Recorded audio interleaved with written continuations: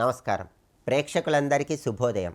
ఈనాటి శుభయోగం శీర్షికన మాఘ చతుర్థి సందర్భంగా ఎలాంటి విధి విధానాలు పాటించాలో, తద్వారా ఎలాంటి ప్రయోజనాలు సిద్ధింపజేసుకోవచ్చో పరిశీలిద్దాం. మాఘమాసంలో శుక్లపక్షంలో వచ్చే చవితి తిథి లేదా చతుర్థి తిథిని తిల చతుర్థి అనే పేరుతో పిలుస్తారు.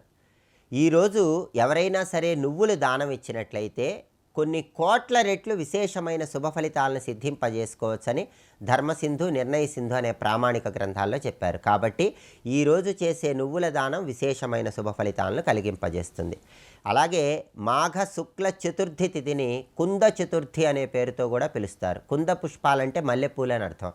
ఈరోజు పరమశివుణ్ణి మల్లెపూలతో పూజించటం, పగలు ఉపవాసం ఉండి సాయంకాలం నక్షత్ర దర్శనం తర్వాత ఆహారాన్ని స్వీకరించడం, రాత్రి సమయంలో మొదటి జాము వరకు జాగరణ చేస్తూ శివనామస్మరణ చేయటం ద్వారా శివానుగ్రహానికి సులభంగా పాత్రలు కావచ్చు. అలాగే పరమశివుడికి సంబంధించిన ఒక ప్రత్యేకమైన వ్రతం ఉంది. దాన్ని పాశుపత వ్రతము అనే పేరుతో పిలుస్తారు. ఈ వ్రతము మనోభీష్టాలన్నీ సులభంగా నెరవేరుస్తుంది.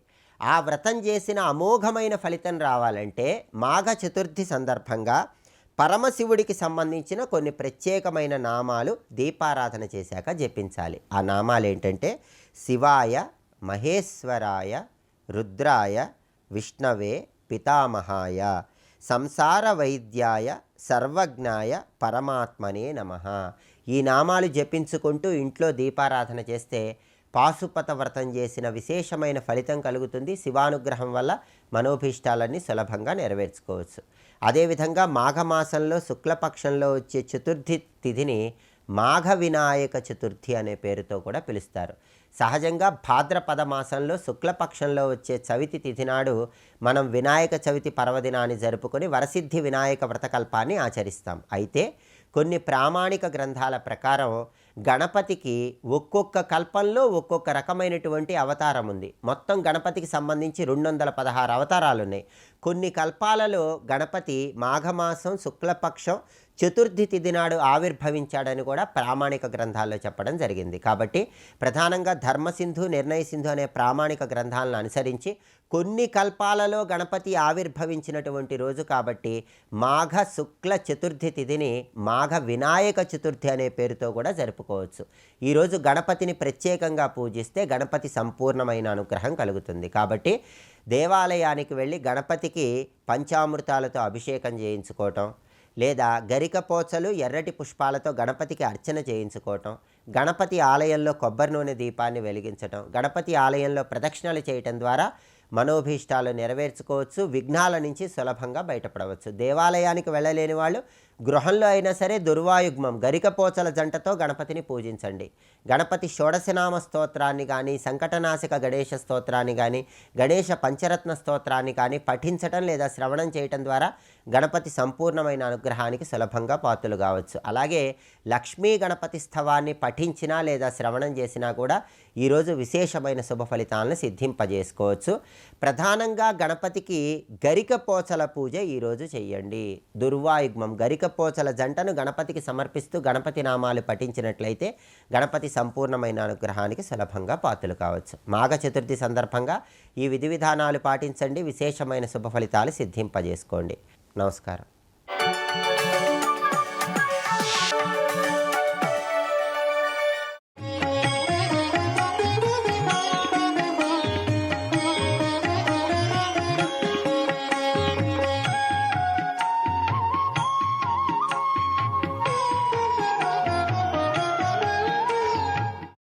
శిఖరిణి ఛందస్సులను 32 శ్లోకాలు ఆయన రచించాడు.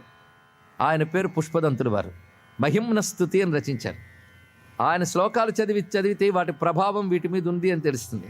ఆయన అనేక చోట్ల త్రిపురహర అనే శబ్దము ప్రయోగిస్తాడు.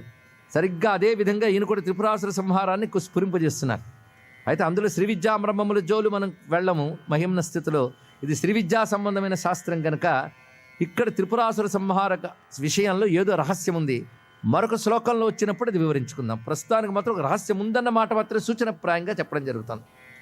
ఆ త్రిపురాసుర సంహారకుడైన పరమేశ్వరుని యొక్క అహో పురుషిక, అహో అంటే అహంతారూపమైన, పురుషిక అంటే పౌరుష స్వరూపము అని అర్థం.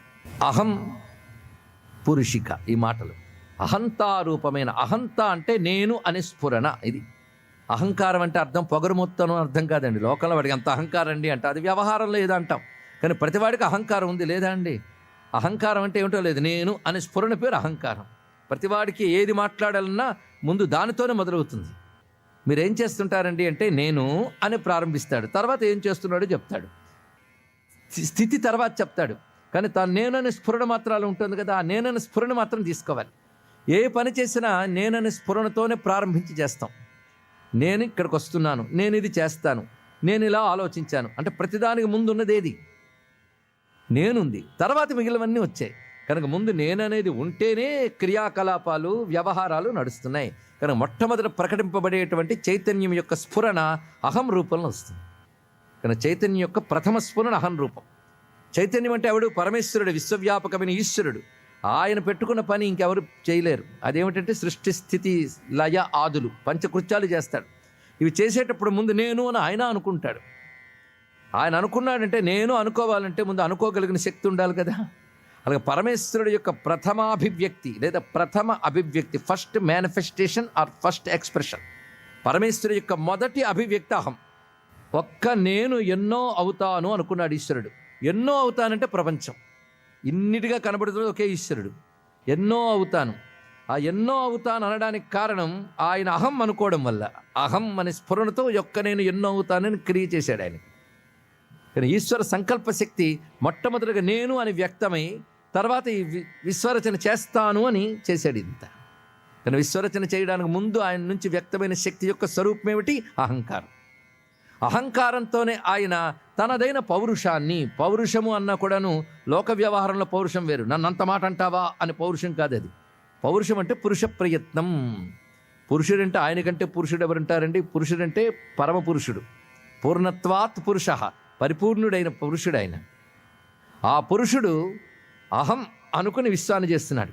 అహం అనుకునేటువంటి అహంతా భావన రూపమైనటువంటి ఏ పురుషకారం ఉన్నదో అది ఒక రూపం ధరిస్తే అదే అమ్మవారు. ఇది చక్కగా భావన చేసి చెప్పారు. కానీ కామాక్షి అంటే ఎవరయ్యా అంటే పరమాత్మ యొక్క అహం రూపమైనటువంటి స్ఫురణ శక్తియే, సంకల్ప శక్తియే. కనుక మనం ఎవరిని ఆరాధిస్తున్నాం? అహం రూపమైన ఈశ్వరుని శక్తిని ఆరాధిస్తున్నాం. కానీ ఏకా అహం బహుశ్యామన్నప్పుడు అనేకానికి ఏకానికి మధ్యలో అహం ఉంది. ఏకం అహం అనుకోకపోతే అనేకం లేదు. మనమున్నది అనేకంలో, తెలుసుకోవలసింది ఏకం. కానీ అనేకానికి ఏకానికి మధ్య ఉన్న అహంకారాన్ని ఉపాసన చేస్తే ఆ ఏకమైన ఈశ్వరతత్వంతో ఐక్యం కాగలం. ఇది దీనిలో ఉన్నటువంటి రహస్యం. అందుకే పరమేశ్వరుని యొక్క, ఇక్కడ పరమేశ్వరుడే పరమపురుషుడు, ఆయన యొక్క అహంభావన రూపమైన పురుషకార స్వరూపిణి అయిన తల్లి అని భావన చేశారు. పురమతిథు అని పెట్టడంలో ఒక పెద్ద రహస్యం ఉంది. అది తర్వాత శ్లోకాల్లో చెప్పుకుందాం అనుకున్నాం, ఎందుకంటే అది తెలుసుకోవాల్సిన విషయం. ఇక్కడ వరకు గమనించవలసింది పరమేశ్వరుని యొక్క అహంతా భావనా రూపమైన పురుషకార స్వరూపము, ఈశ్వరుని యొక్క సంకల్ప శక్తియే అమ్మ జగన్మాత, అంటే ఈశ్వరునికి అభిన్నురాలు. సమయాచారం అనే మాట ప్రస్తావన చేసుకున్నాం. ప్రతి శ్లోకంలో అమ్మని వర్ణించిన ప్రతిసారి అయ్యవారి స్మరణ జరుగుతూనే ఉంది. అదే సమయాచారం. అలా చెప్పినప్పుడు అమ్మవారికి ఇష్టం. అందుకే వశిన్యాది వాగ్దేవతలు కూడా అమ్మవారిని స్తోత్రం చేస్తూ మధ్య మధ్యలో కామేశ జ్ఞాత సౌభాగ్య మార్ధవోరుద్వయాన్విత కామేశ బద్ధ మాంగళ్య సూత్ర శోభిత కంధర మహాకామేశ మహిషి అలా అంటూ ఉంటారు. అంటూ ఉంటే ఆవిడికి ఇష్టం. శివప్రియ శివపర అంటే ఆహా సంతోషిస్తుంది. అలా ఆయన స్ఫురింపజేస్తూ ఉండాలండి ఇక్కడ. పైగా రెండవది, అమ్మని ఆరాధిస్తున్న ప్రతిసారి అయ్య గుర్తు రావాలి. ఉపాసనకు ఉండవలసినది సమయాచారం అంటే ఇది. రామకృష్ణ పరమహంస ఒక మాట అంటారు, చిచ్చక్తి స్త్రీ కాదు పురుషుడు కాదు, కానీ నువ్వు స్త్రీగాను పురుషుడుగాను ధ్యానించవచ్చు.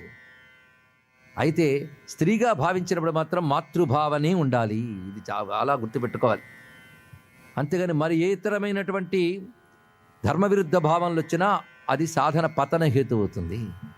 అమ్మవారిని మనం చూసేటప్పుడు ఆ అపార సౌందర్యాన్ని మాతృభావంతో చూసి నమస్కరించగలిగేటంత ఉదాత్తమైన సంస్కారం కలగాలి ఇక్కడ.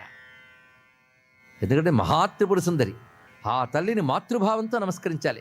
అందుకే మీరు మొత్తం సౌందర్యలహరి పరిశీలించండి, 2 రకాల సంబోధనలు ఉంటాయి. పురమతితుహు ఇత్యాది మాటల్లో శివుని యొక్క పత్ని అంటే శివుడు జగత్తుకి తండ్రి, ఆమె తల్లి అని మాతృభావన స్ఫురిస్తుంది. రెండవది హిమగిరిసుతే, హిమగిరి దుహితే, ఇలాంటి మాటలు వచ్చినప్పుడు హిమవత్పర్వత రాజపుత్రి అంటే పుత్రికా భావం కనిపిస్తుంది. పుత్రికా భావం అంటే బాల ఇత్యాది భావాలతో అమ్మని చూసినప్పుడు పుత్రికా రూపమైన వాత్సల్యం ఉత్కృష్టమే. మాతృభావంతో అమ్మని తలంచుకున్న ప్రతిసారి అయ్యవారు స్ఫురిస్తూ ఉభయుల్ని కలిపి ఆరాధించడం, ఈ రెండు జీవుణ్ణి ఉత్తమమైన ముక్తికి హేతువులుగా తీసుకెళ్తాయి. అంతేగాని కేవలం ఒక శక్తి, ఒక సౌందర్యం అనే భావనతో చేస్తే అది క్రమంగా పతన హేతువు కూడా అవుతుంది. అందుకే మాతృభావన ప్రధానం, ఆ పుత్రికాభావం ఒకటి, ఈ రెండే ఉత్కృష్ట భావనలు అని చెప్పారు. అయితే పుత్రికాభావం ఉన్నప్పుడు బాలాది భావనలు వస్తాయి. అందుకే హిమగిరిస్తే చెప్తున్నారు, అంత ఉదాత్త భావనతో సౌందర్యలహరి రచింపబడింది. ఎందుకంటే కొన్ని శ్లోకాలకి డిక్షనరీ మీనింగ్లు తీసేసుకుంటే ఏమిటి ఇలా ఉన్నాయి భావాలని కళ్ళు చిట్లిస్తూ ఉంటారు. వాటికి ఉదాత్త భావాలు ఉన్నాయి. కనుక అమ్మవారి ఉపాసన మాతృభావనతో చేసినప్పుడే ఉత్కృష్ట స్థితిని మనం పొందగలము అని శాక్తేయ సంప్రదాయం మనకు చెప్తున్న అంశం. అందుకే స్త్రీ పట్ల అటువంటి గౌరవ భావం కలిగినటువంటి వాడు మాత్రమే శక్తి ఉపాసనకు అర్హుడు. శక్తి ఉపాసనలో ఉన్నటువంటి వారికి కాముక దృష్టి నిగ్రహింపబడాలి. ఇది చాలా ముఖ్యమైన అంశం. అందుకే శక్తి ఉపాసనలో ఒక నియమం చెప్తారు శాక్తేయంలో. ఏ స్త్రీని చూసినా ముందు పాదాలు చూసి ధ్యానించి ఆ మాతృభావం తెచ్చుకుని మాట్లాడాలట. ఇవన్నీ మనస్సును సంస్కరించుకోవడం. కొందరు ఎలా తోస్తే అలా బతుకుతుంటారు. ఇది కూడా కొంచెం తెలుసుకోవాల్సిన ఇష్టం. ముఖ్యంగా పిల్లలు వాళ్ళు కూడా నా ఇష్టం అంటారు. నా ఇష్టానుసారం బతికితే వాడు రాక్షసుడు అవుతాడు, పశువు అవుతాడు. ఇష్టానుసారం బ్రతికేవాడు పశువు, ధర్మానుసారం బ్రతికేవాడు మానవుడు. తెలుసుకోండి. ఇక్కడ నా ఇష్టం అండి, నాకు తోచిన భావం. నీకు తోచిన భావం నువ్వు రాయడానికి అర్హత లేదు. ఏది తోస్తే అది కవిత్వమే. దానికి ఒక ధర్మబద్ధత ఉండాలి, ఒక సంస్కారం ఉండాలి. అదే సంస్కరింపబడిన భావం కావాలి, సంస్కరింపబడిన చూపు కావాలి. ఎందుకంటే మనుషుడు పుట్టుకతో సంస్కరింపబడ్డు, కొన్ని క్రియల చేత సంస్కరింపబడతాడు, సాధనల చేత సంస్కరింపబడతాడు, గురు శిక్షణ చేత సంస్కరింపబడతాడు. అటువంటి సంస్కారములు లేని వాళ్ళు ఉపాసనకు అర్హులు కారు.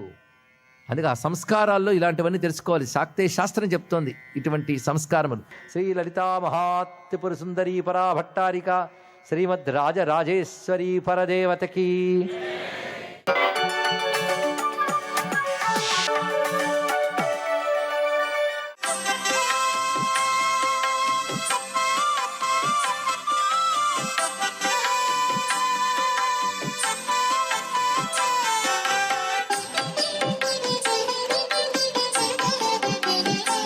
ఓం నమో నారాయణాయ. ఓం నమః శివాయ. శ్రీమాత్రే నమః. మాఘమాసంలో చాలా విశిష్టమైన సుదినం. మార్కండేయుడు శివపంచాక్షరి మహామంత్రాన్ని జపించి తనకున్నటువంటి ఆయుష్ తక్కువైనప్పటికీ కూడా ఆ పరమశివుని నమ్ముకొని ప్రతినిత్యం కూడాను మహామృత్యుంజయ జపాన్ని ఆచరించాడు. ఓం త్ర్యంబకం యజామహే సుగంధిం పుష్టివర్ధనం ఉర్వారుకమేవ బంధనాత్ మృత్యోర్ముక్షీయమామృతాత్ అని. అయితే కాలవశత్తు కాలాన్ని శాసించేటువంటి కాలయముడు ఆ యొక్క మార్కండేయుని ప్రాణాలు హరించడానికి వచ్చిన సమయంలో మార్కండేయుడు తాను నమ్మినటువంటి ఆ పరమేశ్వరుని యొక్క దివ్యవంతమైన మంత్రాన్ని పఠిస్తూ శివలింగానికి అభిషేకం చేస్తూ ఆ లింగాన్ని కౌగిలించుకున్న తరుణం. ఆ సమయంలో యముడు సాక్షాత్తు తన దగ్గర ఉన్నటువంటి యమపాశాన్ని మార్కండేయుడి వారిపై విసిరివేసినప్పుడు అది శివలింగానికి తగిలింది. ఆ శివలింగాన్ని పట్టుకొని లాగేటప్పటికల్లా దానిలో నుంచి పరమేశ్వరుడు బయటికి వచ్చి యముణ్ణి తన ఎడమ కాలితో ఒక తన్ను తన్నేటప్పటికీ ఆయన దూరంగా పడిపోయాట. ప్రతినిత్యం విభూది ధారణ చేసేటప్పుడు కూడాను ఆ మృత్యుంజయ మంత్రాన్ని జపిస్తూ కనుక ఆగామి సంచిత ప్రారబ్ధ కర్మలను తొలగించే విభూదిని గనక రాసుకున్నట్లయితే మార్కండేయుడంతటి ఆయుష్ మనకు కూడాను పరమేశ్వరుడు ప్రసాదిస్తాడు అని చెప్పేసి భారతీయ సనాతన సంస్కృతి సంప్రదాయం మనకు తెలియజేస్తుంది. అందుచేతనే విభూది ఐశ్వర్యమే కాదు, అద్వితీయమైనటువంటి ఆయుష్ను పెంపొందించేటువంటి గొప్ప విశేషకరమైనటువంటి ప్రభావాన్ని ఇచ్చేదిగా భావిస్తూ ప్రదోష వేళ శివ పరమాత్మ దర్శనం అద్వితీయమైనటువంటి ఆరోగ్యాన్ని, ఐశ్వర్యాన్ని ప్రసాదిస్తుంది ఈ మాఘమాసంలో అనేటువంటి విషయాన్ని మనమందరం కూడా గుర్తుపెట్టుకొని ఆచరించి తరిద్దామా మరి. సర్వే జనా సుఖినో భవంతు.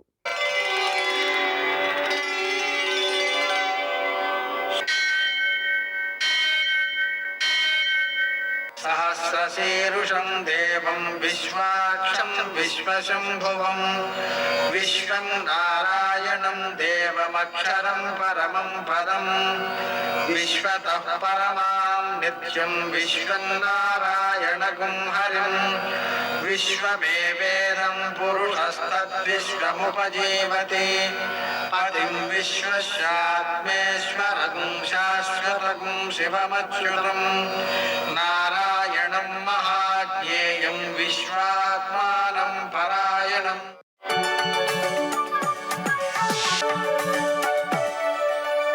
सूर्यशौर्यमथेन्दुरिन्द्रपदवी सन्मङ्गलं मङ्गलम्. పద్మావతి ప్రణయలాలితముగ్ధదేహ శ్రీవేంకటేశరుణమోచనమస్తు మహ్యం. నేటి కాలమాన విశేషాలను గమనిద్దాం. స్వస్తి శ్రీ చాంద్రమాన క్రోధినామ సంవత్సరం ఉత్తరాయణం, శిశిర ఋతువు మాఘమాసం, శుక్లపక్షం శనివారం.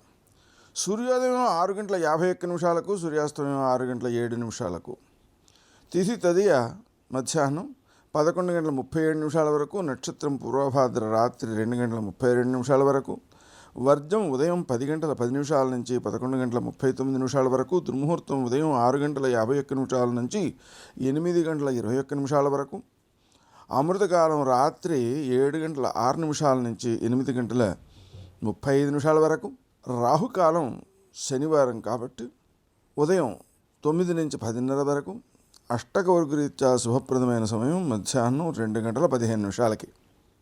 నేటి విశేషం: మాఘమాసం తదియ సందర్భంగా లవణము బెల్లము కలిపి దానం చేస్తే చాలా మంచిది. అలాగే తెల చతుర్థి నువ్వులతో మనం పూజించడం, తర్పణాలు ఇవ్వడం, దానం చేయడం, నివేదన చేయడం, ఆహారంగా తీసుకోవడం ఇవన్నీ కూడా చాలా చాలా మంచి ఫలితాలను అందిస్తాయి. ముఖ్యంగా నువ్వులనే అక్షతలుగా చేసుకొని, అంటే ఏమిటి, నువ్వులనే కడిగి ఆరబోసి ఆ నువ్వులతోనే పూజ చేయడం అన్నమాట.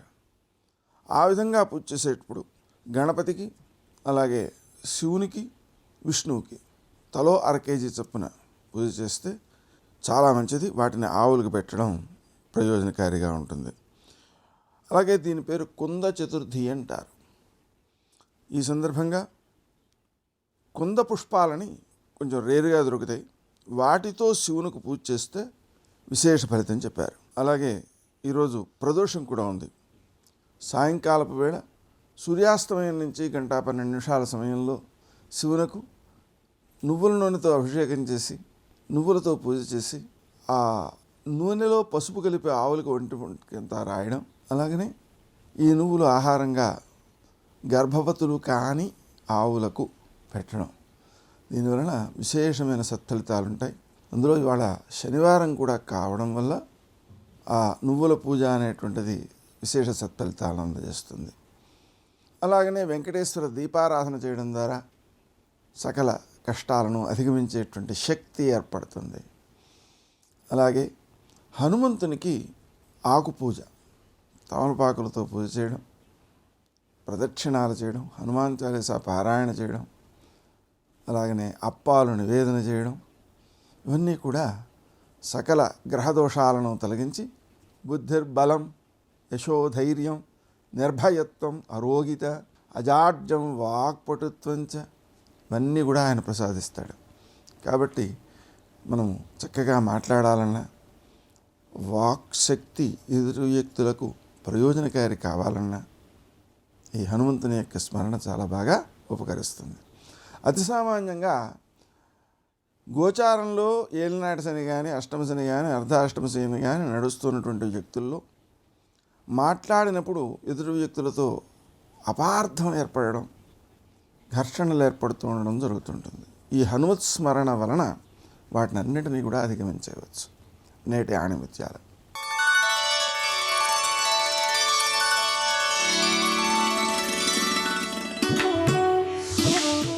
పనివంతులు పనిని కూడా విశ్రాంతిగా భావిస్తారు.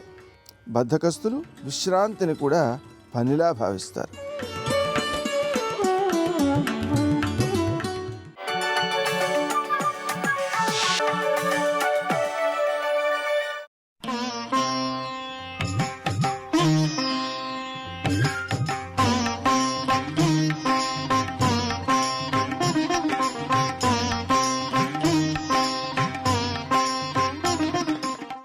కృతఘ్నఘ్నాయ దేవాయ జ్యోతిషాం పతయే నమః అంటుంది ఆదిత్య హృదయం. అంతటి గొప్ప స్వరూపమైనటువంటి ఆ సూర్య బింబం ఉదయించేటటువంటి స్థితి, ఆయన ఉదయించేటటువంటి దిక్కుని చతుర్ముఖ బ్రహ్మగారు మొట్టమొదట సృష్టి చేసేట.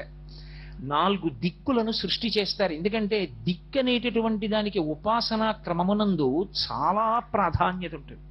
నేను ఏదో ఊరు వెళ్ళాను అనుకోండి ఉపన్యాసాలకి, ఏ తెల్లవారుజామున 3 గంటలకు రైలు దిగాను అనుకోండి, నాకు ఇచ్చిన విడిదిలోకి వెళ్ళిపోయే ముందు నేను వెయ్యవలసిన మొదటి ప్రశ్న ఏమిటంటే, అయ్యా తూర్పు పెట్టండి అని అడగాలి. ఎందుకంటే దిగ్భ్రాంతి అంటారు. దిగ్భ్రాంతి అంటే దిక్కులు తెలియకుండుట. దిక్కు తెలియకపోవడం ఎంత పండితుడికైనా ఉంటుంది. ఎందుకని అంటే వాళ్ళ ఊళ్ళో వాడింట్లో వాడి పూజా మందిరంలో వాడికి తూర్పు పెట్టో తెలుస్తుంది. ఇంకో ఊరు వస్తే తూర్పు పెట్టో ఎలా తెలుస్తుంది? తెలియదు. కానీ మొదటి నమస్కారం ఎటువైపుకి అంటే తూర్పు దిక్కుకే మొదటి నమస్కారం ప్రారంభం. ఎందుచేత అంటే సూర్యకిరణములు పడితే తప్ప సుషుమ్నా నాడి అసలు చైతన్యాన్ని పొంది ఒక్కసారి ఆ హృదయ పద్మం వికసనాన్ని పొందదు. అలా పొందించేటటువంటి సూర్యనారాయణమూర్తి ఏ దిక్కున ప్రకాశిస్తాడో ఆ దిక్కుని ప్రాక్ అని పిలిచారు. ప్రాక్ అన్న మాటకి సంస్కృతంలో అర్థం ఏమిటంటే మొదటిది, పూర్వము అని. పూర్వ దిక్కు, ప్రాక్ పశ్చిమము అని పిలుస్తారు. పూర్వోత్తర భాగములు అంటారు. ఏదో భాగవతం దశమస్కంధం ఉందనుకోండి, పూర్వ భాగము ఉత్తర భాగము అంటారు. పూర్వ భాగము అంటే మొదటిది, ఉత్తర భాగము అంటే తరువాతది. అంటే అందరికీ తెలియవలసిన దిక్కు ఏదైనా ఉంటే అది ప్రాక్, అది తూర్పు. తూర్పు దిక్కు తెలియకుండా ఉండడానికి వీల్లేదు. తూర్పు దిక్కు తెలిసి తీరాలి. ఎందుకంటే అసలు జీవితానికి వికసనం ఎక్కడి నుంచి మొదలవుతుంది అంటే ఆ తూర్పు దిక్కు నుంచి మొదలవుతుంది. అందుకే చతుర్ముఖ బ్రహ్మగారు కూడా సృష్టి ప్రారంభం చేసినప్పుడు మొట్టమొదట దిక్కు ఏది సృష్టి చేశాడో దానికి తూర్పు దిక్కు ప్రాక్ అని పేరు. ప్రాక్ను ఆయన ఎలా నిర్ణయం చేశాడు అంటే ఇక్కడ సూర్యోదయం అవ్వాలి అని నిర్ణయం చేశాడు. ఇక్కడ సూర్యోదయం అవుతుంది, ఇక్కడ నుంచి కిరణములు పడడం ప్రారంభమవుతాయి అని ఏ పర్వత శిఖరం మీద సూర్య భగవానుని యొక్క ఉదయము ప్రారంభమవుతుందో నిర్ణయం చేసి అక్కడ వరకు మాత్రమే మనుష్యులు గొప్ప యోగ సంబంధమైనటువంటి శక్తి కలిగినటువంటి వారు వెళ్ళగలిగినటువంటి ప్రాంతాలుగా నిర్ణయం చేశాడు. ఇక సూర్యుడు ఎక్కడ ప్రకాశం ప్రారంభమవుతుందో అది దాటి వెళ్ళడానికి మనుష్య ఉపాధికి శక్తి ఉండదు. అక్కడ వరకు మాత్రం మనుష్యుడు వెడతాడు. మనుష్యుడికి యోగశక్తే కాదు, శరీర బలాన్ని బట్టి కూడా అక్కడ వరకు వెళ్ళగలరు అని రామాయణం నిర్ధారణ చేసింది. కిష్కింధకాండలో శ్రీరామాయణంలో ఆ దిక్కుకు ఎలా వెళ్ళాలి అన్నది చెప్తాడు సుగ్రీవుడు. సూర్యోదయం ఎక్కడవుతోందో చెప్తాడు. చెప్తున్నప్పుడు కిష్కింధలో బయలుదేరితే ఆ వానరుణ్ణి పిలిచి ఆయనతో అంటాడు, నువ్వు 1,00,000 మంది వానరులతో కలిసి బయలుదేరవలసి ఉంటుంది. తూర్పు దిక్కున సూర్యుడు ఎక్కడ ఉదయిస్తాడో అక్కడ వరకు మాత్రమే మనుష్య శరీరములు కాని ఇతర శరీరములు కాని వెడతాయి. దాటితే ఇక దేవతలే, ఎవరు వెళ్ళలేరు. సర్వం శ్రీ ఉమామహేశ్వర పరబ్రహ్మార్పణమస్తు. స్వస్తి.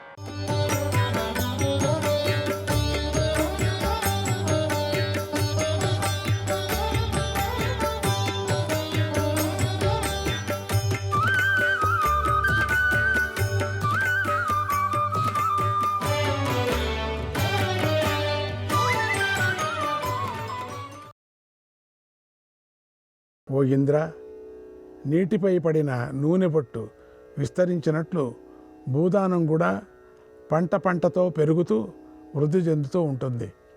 ఆ పుణ్యం ఇంద్ర, విశేషంగా భూదానం చేసిన వాడిని బ్రహ్మలోకంలో దివ్యపుష్ప మాలలు అలంకరించుకున్న వందల కొద్ది అప్సరసలు సేవిస్తారు. అంటే ఆ భూమిలో పండినటువంటి ఒక గింజ ఒక కల్పం అన్నారు. ఎన్ని గింజలు పండుతాయి, ఎన్ని కల్పాలు చూసుకోండి. ఇక అంత కల్పాలు స్వర్గంలో ఉంటారట వాళ్ళు భూదానం చేసిన వాళ్ళు. ఒకవేళ భూదానం చేసిన తర్వాత భూమి తీసుకున్నవాడు పంట పండించలేదనుకోండి, గడ్డి పండిందనుకోండి, గడ్డికి ఇత్తనం ఉంటుంది కదా, ఆ ఇత్తనం కూడా ఒక కల్పం అని లెక్క అని చెప్పారు. అంటే బీడు అయిపోని, ఏమీ చేయక పడిపోని, కంప చేరని. కానీ దాంట్లో కూడా ఫలపుష్పాలు ఉన్నాయి కదా, కంపకు కూడా ఉంది కదా, ఆ గడ్డికి కూడా ఉంది కదా, దాంతో ఒక గింజకు ఒక కల్పమని చెప్పారు. అన్ని రోజులు వాళ్ళు స్వర్గంలో ఉంటారని చెప్పారు. అందుకని భూమి ఇచ్చిన తర్వాత వాళ్ళు ఏం పంట పండించలేదని యోచన చేయాల్సిన పని లేదు, చేయను కూడదట.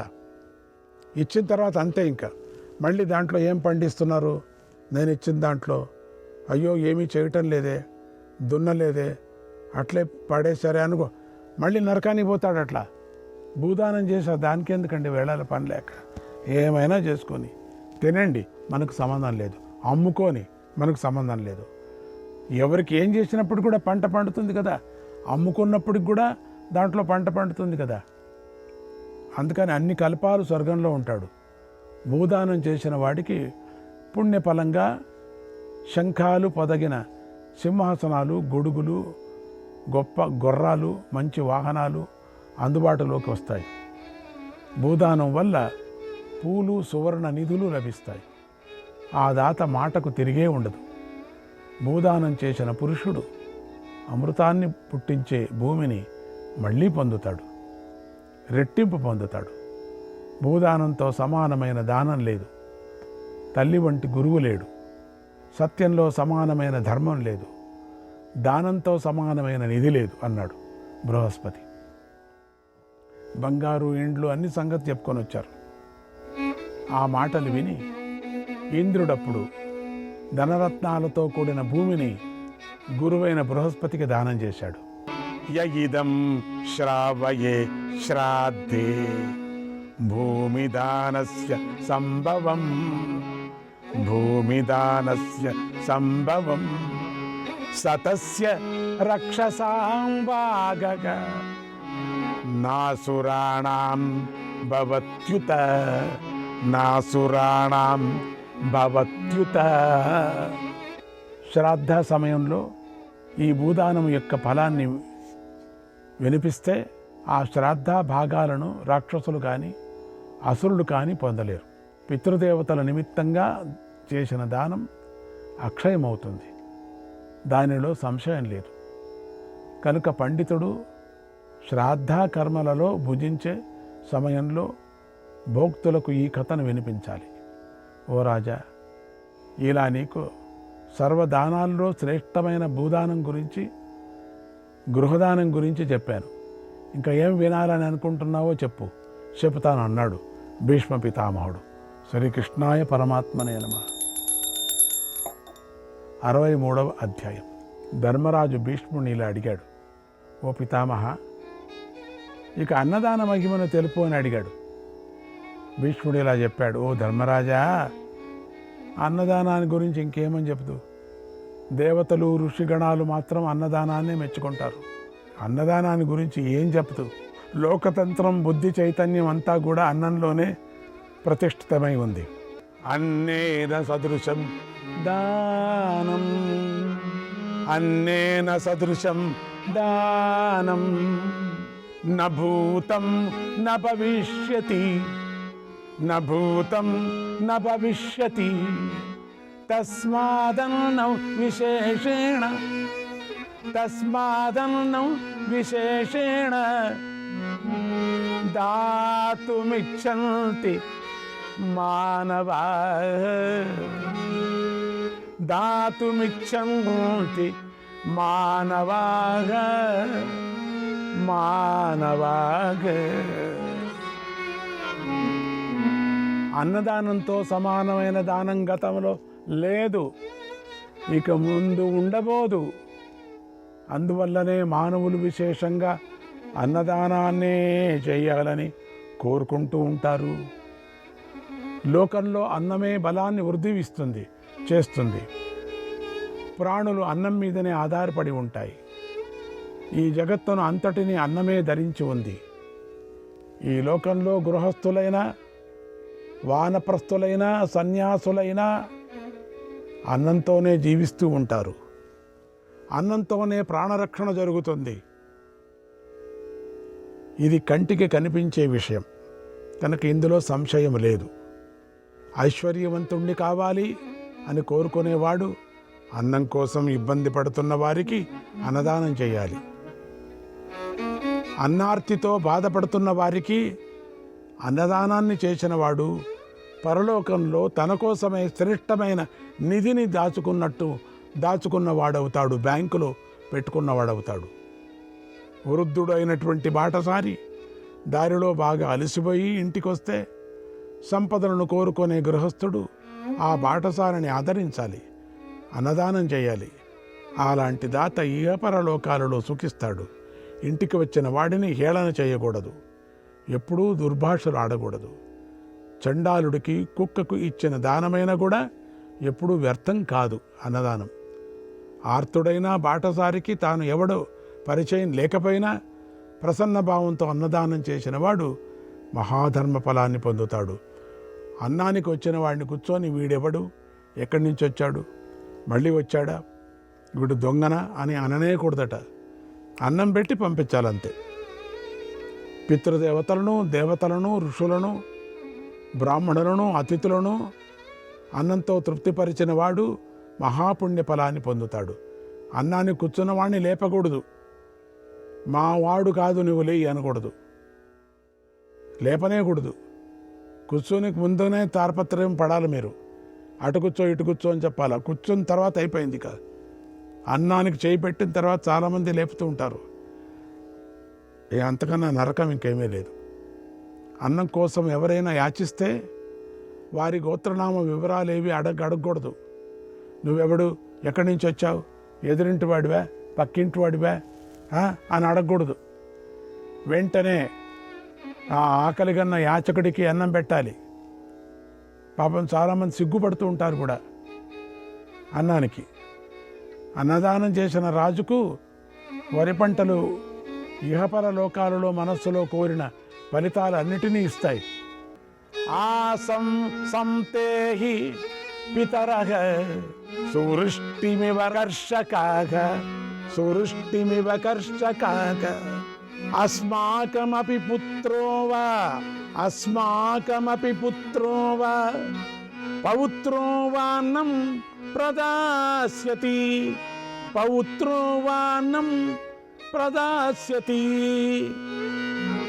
రైతులు మంచి వానలను కోరుకున్నట్లుగా పితృదేవతలు కూడా మన కుమారుడు మనుమడు అన్నదానం చెయ్యకపోతాడా అని ఎదురు చూస్తూ ఉంటారట. ఎవడో ఒకటి చేస్తాడులే అనుకొని ఈ లోకంలో అన్నదానం చేసిన ఫలం వల్ల పరలోకంలోని పితృదేవతలకు మంచి అన్నం లభిస్తుంది. పితృదేవతలు చూస్తూ ఉంటారట. వీడి కొడుకు చేయకపోయా, అయ్యో చాలా బాధపడుతూ అన్నకు ఆకలిగా అడమనిస్తూ ఉంటారట.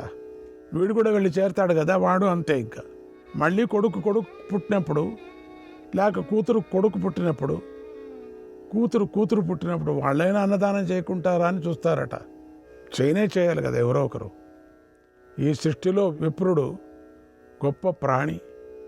అలాంటి వాడు దేహి అని స్వయంగా యాచిస్తే అన్నదానం చేయాలి. ఈ లోకంలో నిత్యము అన్నదానం చేసిన వాడు స్వర్గలోకంలో సత్కారాలను అందుకుంటూ నివసిస్తాడు. అన్నం ప్రాణ నరాణాం హి సర్వమన్యే ప్రతిష్ఠితం అన్నదః పశుమాన్ పుత్రీ ధనవాన్ భోగవానపి ప్రాణవాంశ్చాపి భవతి రూపవాంఛ తథా నృప అన్నదః ప్రాణదో లోకే అన్నద ప్రాణదో లోకే సర్వద ప్రోచ్యతే తు సహ, సర్వద ప్రోచ్యతే తు సహ. మానవులకు అన్నమే ప్రాణం. అన్నిటి ప్రతిష్ట అన్నంలోనే ఉంది. అన్నదానం చేసినవాడు పశువులను, పుత్రులను, ధనాన్ని, భోగాలను, ప్రాణాలను పొందుతాడు. అలాగే రూపవంతుడు అవుతాడు. ఈ లోకంలో అన్నదానం చేసినవాడు ప్రాణదాత, సర్వస్వదాత అవుతాడు. అన్నాద్ధి ప్రసవం యాంతి రతిరన్నాద్ధి భారత ధర్మార్థ వన్నతో విద్ధి రోగనాశం తతాన్నతః, రోగనాశం తతాన్నతః. అన్నం నుండే సంతానం కలుగుతుంది. అన్నం నుండే కోరికలు తీరుతాయి. అన్నం నుండే ధర్మార్థ సిద్ధి కలుగుతుంది. అదేవిధంగా అన్నం ద్వారానే రోగనాశనం జరుగుతుంది. ప్రజాపతి అన్నమే అమృతం అని చెప్పాడు. పూర్వకాలంలో అన్నమే భూమి, స్వర్గం, ఆకాశం. అన్నమే అన్నిటికీ ఆధారం. అన్నం లేకపోతే శరీరంలోని 5 ధాతువులు నశిస్తాయి. అన్నహాని వల్ల బలవంతుల బలం కూడా నశిస్తుంది. అన్నం లేకపోతే విందులు, వివాహాలు, యజ్ఞాలు నిలిచిపోతాయి. వేదం కూడా నశిస్తుంది. తావర జంగమ రూపమైన జగత్తు అన్నం మీదనే ఆధారపడి ఉంది. అందువల్ల 3 లోకాలలోనూ ధర్మసిద్ధి కోసం బుద్ధిమంతులు అన్నదానం చేయాలి. అన్నదానం చేసే మానవుడికి 3 లోకాలలోనూ ఎప్పుడూ బలము, ఓజస్సు, యశస్సు, కీర్తి అనేవి వృద్ధి చెందుతూనే ఉంటాయి. ప్రాణపతి అయినటువంటి పవనుడు మేఘాలపై భాగంలో ఉంటాడు. ఆ మేఘాలలోని జలాన్ని ఇంద్రుడు కురిపిస్తాడు. సూర్యుడు తన కిరణాలతో భూమిలోని రసాలను గ్రహిస్తాడు. వాయుదేవుడు సూర్యుడి నుండి వాటిని గ్రహించి రసవృష్టి కురిపిస్తాడు. మేఘం నుండి ఆ జలం పడినప్పుడు భూదేవి చెమ్మగిల్లుతుంది. దానితో పైరులు మొలకెత్తుతాయి, పంటలు పండుతాయి. వాటితో జగత్తు నడుస్తుంది. ఆ అన్నం నుండే మాంసం, మేధస్సు, ఎముకలు, వీర్యం ఉద్భవిస్తాయి. ఆ వీర్యం నుండి ప్రాణులు పుడతాయి. ఈ విధంగా అగ్ని, సోముడు కలిసి శుక్రాన్ని సృష్టించి వృద్ధి చేస్తారు. ఇలా అన్నం నుండి పుట్టిన ఒకే రాశిగా సూర్యుడు, పవనుడు, రేతస్సు కలిసి భూతాలను వృద్ధి చేస్తాడు. ప్రాణాన్ దదాతి భూతానాం, ప్రాణాన్ దదాతి భూతానాం తేజస్స భరతర్షభ, తేజస్స భరతర్షభ. గృహమభ్యాగత యాత యో దద్యాదన్న మర్దినే, యో దద్యాదన్న మర్దినే. అన్నం కోసం ఇంటికి వచ్చిన అభాగ్యవంతుడికి అన్నం పెట్టిన వాడు ప్రాణులకు ప్రాణాలను, తేజస్సును దానమిచ్చిన ఫలాన్ని పొందుతాడు. ఈ మాటను నారద మహర్షి చెప్పాడు. ఆయన మాటను బట్టే నేను ఎప్పుడూ అన్నదానాన్ని చేస్తూనే ఉన్నాను. కనుక నువ్వు కూడా ఎల్లప్పుడూ అన్నదానం చేయి. అన్నదానం చేసిన ఫలంగా నువ్వు స్వర్గాన్ని పొందుతావు. అన్నదానం చేయటం వల్ల లభించే లోకాలను గురించి చెబుతున్నాను విను. స్వర్గంలో ఆ అన్నదానాల భవనాలు ఉజ్వలంగా ప్రకాశిస్తూ ఉంటాయి. ఆ భవనాలు అనేక స్తంభాలతో కూడి తారలలాగా ప్రకాశిస్తూ ఉంటాయి. చంద్రమండలంలాగా శుభ్రంగా ఉంటాయి. చిరుగంటలు జాలరులతో శోభిస్తూ ఉంటాయి. అవి బాల సూర్యకాంతితో ప్రకాశిస్తూ ఉంటాయి. కొన్ని భవనాలు స్థావరాలాగా ఉంటాయి. కొన్ని భవనాలు విమానాల్లాగా కదులుతూ ఉంటాయి. వాటితో 100ల కొద్ది అంతస్తులు ఉంటాయి. లోపల జలాశయాలు, వాటిలో జలచరాలు ఉంటాయి. ఆ భవనాలు వైడూర్యాలతో కూడిన సూర్యుడిలాగా ప్రకాశిస్తూ ఉంటాయి. అవి బంగారంతోనూ వెండితోనూ నిర్మించబడ్డాయి. ఆ భవనాల్లోని చెట్లు అన్ని కోరికలను తీరుస్తాయి. ఆ భవనాలలో బావులు, వీధులు, సభా మండపాలు, దిగుడు బావులు, చక్కని ధ్వని చేసే గుర్రాలు, కట్టబడిన 1000 కొద్ది రథాలు ఉంటాయి. భక్ష్యాలు, భోజ్యాలు, రాసులు, వస్త్రాలు, ఆభరణాలు ఉంటాయి. అక్కడ నదులలో పాలు ప్రవహిస్తూ ఉంటాయి. అక్కడ అన్న పర్వతాలు లభిస్తాయి. అక్కడ తెల్లటి మేఘాలలాగా ప్రకాశించే భవనాలు, బంగారు పడగలు ఉంటాయి. అన్నదాతలు వాటిని పొందుతారు. కనుక అన్నదానం చెయ్యి. ఏతే లోకాక పుణ్యకృతాక, ఏతే లోకాక పుణ్యకృతాక అన్నదానాం మహాత్మనాం తస్మాదన్నం ప్రయత్నేన, తస్మాదన్నం ప్రయత్నేన దాతవ్యం మానవైర్భువి, దాతవ్యం మానవైర్భువి. అన్నదానం చేసే మహాత్ములకు ఈ పుణ్యలోకాలన్నీ లభిస్తాయి. అందుచేత ఈ లోకంలో మానవులు ప్రయత్నపూర్వకంగా తప్పకుండా అన్నదానం చేయాలి అన్నాడు భీష్మ పితామహుడు. అని అంటూ శ్రీకృష్ణాయ పరమాత్మనే నమః.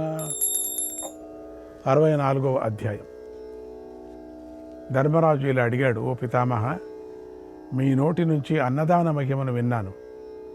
ఇప్పుడు ఏ నక్షత్ర సమయంలో ఎలాంటి దానాలను ఇవ్వాలో నాకు చెప్పండి అని అడిగాడు. భీష్ముడు ఇలా చెప్పాడు, ఓ ధర్మరాజా, ఈ విషయంలో నారదుడికి దేవకికి మధ్య జరిగిన కథను ఉదాహరణంగా చెబుతూ ఉంటారు. దాన్ని విను. పూర్వం ఒకసారి భగవంతుణ్ణి దర్శించాలని నారద మహర్షి ద్వారకకు వచ్చాడు. అప్పుడు ఆయనను దేవకీదేవి ఈ విషయాన్ని అడిగింది. దానిని మహర్షి ఇలా చెప్పాడు యథావిధిగా, ఓ మహాభాగా, కృత్తికా నక్షత్రంలో నేతి పాయసంతో సజ్జనులను తృప్తిపరిచిన వాడు ఉత్తమ లోకాలను పొందుతాడు. కృత్తికా నక్షత్రం. రోహిణీ నక్షత్రంలో పండిన పండ్లు గుజ్జును, అన్నాన్ని, నేతిని, పాలను, పానీయ పదార్థాలను దానం చేయాలి. మృగశిర నక్షత్ర కాలంలో పాడి ఆవును దూడతో పాటు దానం చేస్తే మరణానంతరం సర్వోత్తమమైన స్వర్గలోకం లభిస్తుంది. ఆర్ద్ర నక్షత్రంలో ఉపవాసం చేసి నువ్వులతో కలిపిన పొంగలిని దానం చేసిన వాడు దాటరాని కష్టాలను దాటేస్తాడు. పునర్వసు నక్షత్రంలో అప్పాలను, అన్నాలను దానం చేసిన వాడు ఉత్తమ వంశంలో పుట్టి రూపవంతుడవుతాడు, కీర్తివంతుడవుతాడు, సమృద్ధిగా అన్నాన్ని పొందుతాడు. పుష్య నక్షత్రంలో బంగారాన్ని కానీ బంగారు ఆభరణాలను కానీ దానం చేసిన వాడు చంద్రునిలాగా వెలుగుతారు. ఆశ్లేష నక్షత్రంలో వెండిని కానీ ఎద్దును కానీ దానం చేసిన వాడు సకల భయాల నుండి విముక్తిని పొందుతాడు. రాబోయే జన్మలో ఉత్తమ వంశంలో పుడతాడు. మఘా నక్షత్రంలో నువ్వులతో నింపి మట్టి మూకళ్ళు దానమిచ్చిన వాడు ఇహలోకంలో పశు పుత్రులతో వృద్ధి చెందుతాడు. మరణానంతరం స్వర్గలోకంలో ఆనందాన్ని అనుభవిస్తాడు.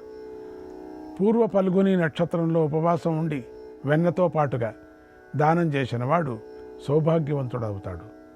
ఉత్తర పల్గుని నక్షత్రంలో యథావిధిగా నెయ్యి పాలతో కూడిన సట్టి కల అంటే 60 రోజులు పండే వరి అన్నాన్ని దానం చేసిన వాడు స్వర్గలోకం చక్కగా ఆదరించబడతాడు. స్వర్గలోకంలో ఉత్తరా నక్షత్రంలో మానవులు ఏ దానం చేసినా అది అనంతమైన మహాఫలాన్ని ఇస్తుంది. ఈ మాట శాస్త్రం చెప్పింది.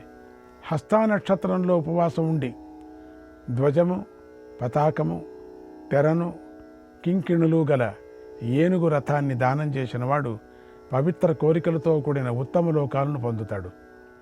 చిత్తా నక్షత్రంలో ఎద్దును, పుణ్యగంధాలను దానం చేసిన వాడు అప్సరసలు ఉండే లోకంలో ఆనందంగా సంచరిస్తాడు. అక్కడ క్రీడిస్తాడు, ఆనందిస్తాడు. స్వాతి నక్షత్రంలో తనకు అత్యంత ప్రియమైన ధనాన్ని దానం చేసిన వాడు ఇహలోకంలో మహాకీర్తిని, పరలోకంలో ఉన్నతమైన లోకాలను పొందుతాడు. విశాఖ నక్షత్రంలో ఎద్దును, పాలనిచ్చే ఆవును, ధాన్యంతో, వస్త్రాలతో, 2వ కాడితో కూడిన శకటాన్ని దానం చేసిన వాడు పితృదేవతలను, దేవతలను సంతోషపెడతాడు. శ్రీకృష్ణాయ పరమాత్మనే నమః.